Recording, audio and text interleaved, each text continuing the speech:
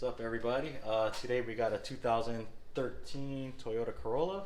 We are doing an under the hood inspection. One of the first things I like to start off checking is the engine oil, which would be this stick right here. If you guys look at the engine oil level right now, it shows it's full, but that's not the accurate reading, especially when the car was just driven in. So what we want to do is we want to go ahead and clear that stick, put it back in, and then go ahead and note the level. So this vehicle, its engine oil seems to be okay, but it is in here for an oil change, so we'll go ahead and replace that anyway. Another item we need to look at is this coolant level. We want to make sure our coolant is full. I like to take my handy flashlight and look at the coolant level. So if you guys notice, this thing's a little bit under the full level, so we will go ahead and fill that up with coolant towards the end. Another item on the list would be our brake fluid. If you look here, I like to take my flashlight, put it right up against the master cylinder. Notice it is clear, so I can get the actual level here. So we are a little bit below the max line, which tells me the brake pads or brake shoes are worn out. And after inspecting the brake fluid, I am right next to the air filter, so I'll go ahead and inspect that as well. In order to get access to this air filter, there's two clips, one on this side, one on this side. Just pull away slowly. And here is the air filter. Notice it's a little dirty. Well, it looks a lot dirty. The way we inspect these at shops is we take a flashlight, we go through. If you can see a little bit of light coming through and it's still okay, this one is probably in need of replacement, so we'll go ahead and put that on the customer's repair order.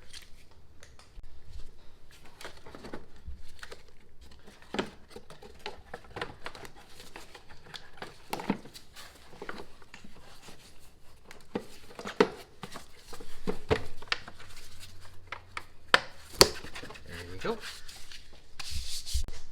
Another item, make sure you guys are checking your hoses, upper and lower radiator hoses. We can check them by feeling them, squeezing them. You want to make sure they are not soft or spongy or crunchy. This one was one of the hoses, the other one's located on this side. We'll go ahead and inspect that. They feel okay. I'm going to take my flashlight. No signs of any visual leaks coming from the radiator hoses. The next item up is going to be our serpentine belt, which is located right here. What we're looking for is we're looking inside the grooves. We want to make sure there's no cracks there. Also checking that there's no fraying of the belt. This belt seems to still be okay. I should know because I replaced it like 2 years ago. Alright, next up we have the transmission fluid. I saved this guy for last because we have to have the engine running. So we can go ahead and pull the stick, take a notice of the fluid condition. Toyota uses a synthetic transmission fluid, so even if you were to change the fluid, it will still look dirty. That is normal. Let us start the engine to get the accurate transmission fluid level.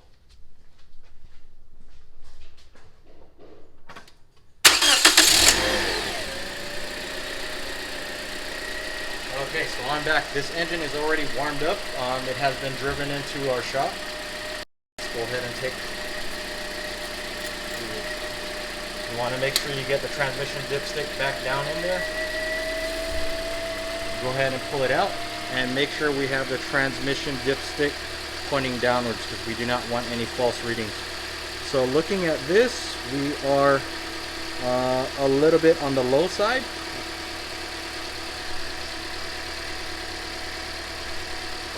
Alright, so our transmission fluid level, right now our engine is hot, so my fluid level should be here. Our engine was warm and I was actually right here on the cold level, so I will check for leaks once I get up under this vehicle and see if it's just low or we find a leak. Last thing on our list under the hood is going to be our battery. When inspecting your battery, you want to take notation of the battery hold ons. Make sure the battery is not loose. Look at the corrosion. This battery is a little over a year old. We will be cleaning off. We have a little bit more corrosion there. We're going to clean that off as part of the service today. Today I have my Midtronics battery tester. Real simple to use. Take the red lead, connect it to my positive pulse, black lead to the negative pulse. It wants an input of CCA. That's just pre-populated 500 CCAs. I am going to use this 500 CCAs for this test. All I have to do is press the up button till I get to 550, hit test, and my battery is good. Okay everybody, so today we went over battery inspection, brake fluid inspection, we inspected our air filter, upper and lower radiator hoses, transmission fluid, engine oil, the serpentine belt, and coolant level. Thanks for watching.